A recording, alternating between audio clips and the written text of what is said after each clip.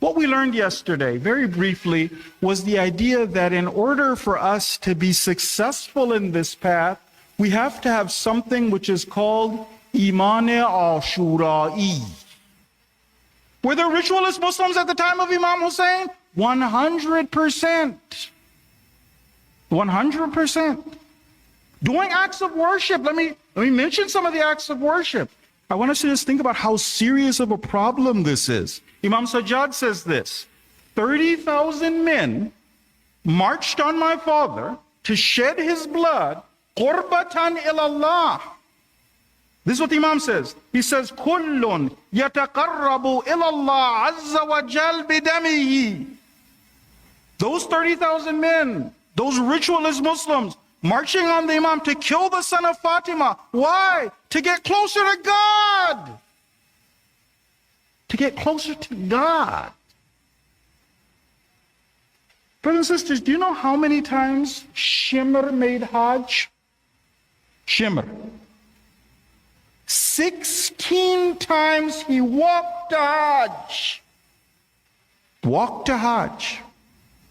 These stories, this opportunity to be in the tent of Imam Hussain, to go over these lessons, it's not a joke for us. It's not a ritual. No, we're trying to learn what happened, what went wrong, so we can understand how Imam Hussain saves us. So remember what we said, what we learned before, was the idea that being a mu'min, being on the right path, being able to help out in the cause is very different than being a ritualist Muslim.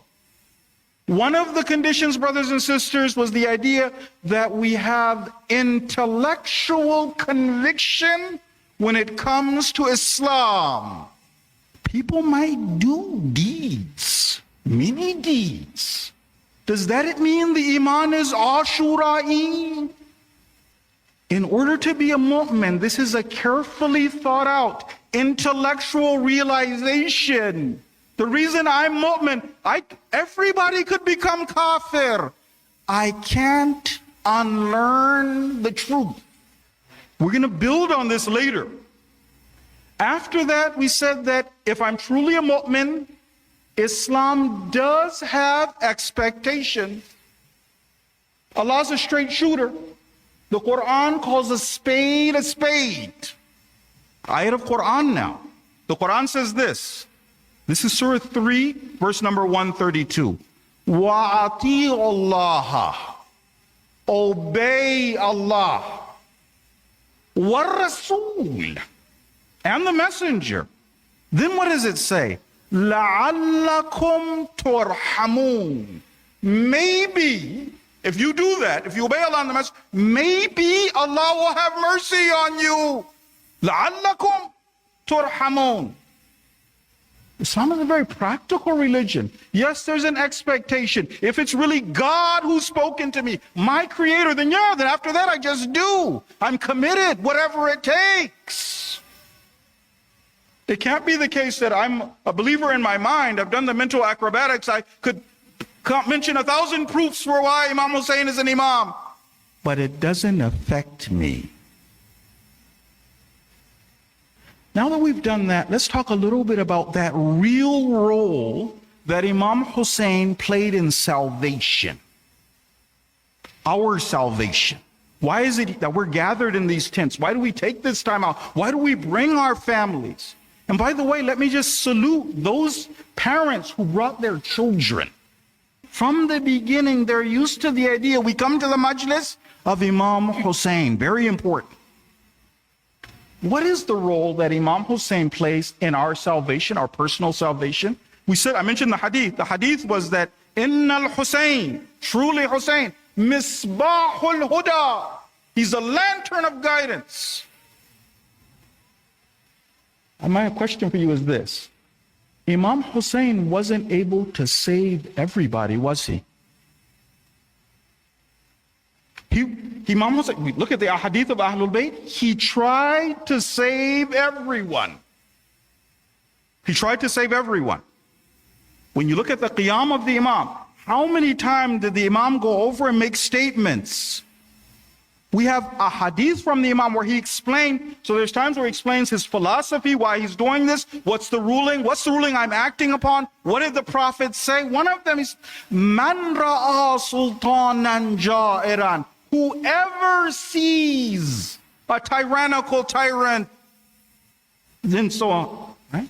Everybody's taklif was to go with Imam Hussain, everyone. So Imam wanted to save everyone. More than that, the Imam, if he had only had help, he could have done what Imam Mahdi will do. You'd be surprised. Our scholars have talked about this. What percentage of the people were needed in order for the Imam to topple the government in Kufa? And then after that, march on Basra, march on Sham. Was it everybody? No. If only a small portion of the people had done their responsibility, then the Imam would have led them to victory. He would have established the kingdom of God on the earth. Unfortunately, or fortunately, the way that God works, brothers and sisters, is this. It's conditional victory that we've been promised. We've been promised victory, but it's conditional victory. If we do our part, then the Imam becomes victorious. The wali, if the mu'mineen do their part, then he's invincible. Conditional victory. So what happened is, we know that our Imam wanted to save everybody. We know that he succeeded in saving many. You've heard the stories. I'm going to tell some of the stories. You've heard the stories before. On the way to Karbala, the Imam was able to save people. There were some people who the Imam saved on the day of Ashura, before the battle began. So he succeeded. But there were other people who the Imam was this ark of salvation, this lantern of guidance. He spoke with them, he addressed them. Why wasn't he able to save them? This goes back to us now, so that we can be saved. Why was he able to save some? He's there to save everyone. We've heard the hadith of the Prophet. It's true, it's hujjah. But he was able to save some, he wasn't able to save others. How does this affect us?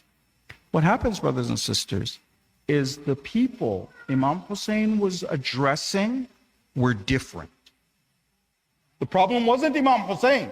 It wasn't that he wasn't Misbahul Huda. The problem was the people. Now it becomes practical. I'll give you an example. Our Imam is trying to save everyone, even his enemies. Terrible people. Maybe you've read this, you've heard this. Umar bin Sa'd, the commander of the enemy army. The Imam, once he realized the battle was about to begin, the Imam invited Umar bin Sa'd. He sent a message to him. They met secretly, had a long conversation, and the Imam started. You read about the conversation. The Imam's like, are you going to really fight me? The Imam's trying to save even one person. This is going to happen. Why have my blood on your hands? He told him, he said, don't you fear God? You know who I am. Umar bin Sa'd started coming up with excuses. He said that I'm afraid they'll destroy my house. The Imam said, I'll buy you another house. I'm afraid. The Imam said that I have land worth 30,000 gold dinars. Muawiyah tried to buy this land from me. I'll give that to you, yours. Just don't commit this sin. Umar bin Sa'd said no. Once the Imam saw he was that stubborn, I want the kingdom of Ray. He was that stubborn, then the Imam got angry then. The Imam said, I pray to God that you die on your bed. I pray to God, God never forgives you in Yawm al-Qiyamah. I hope you only eat up a little of that. You know what Umar bin Sa'd said? He was like, well, if I don't get the wheat, then barley will do.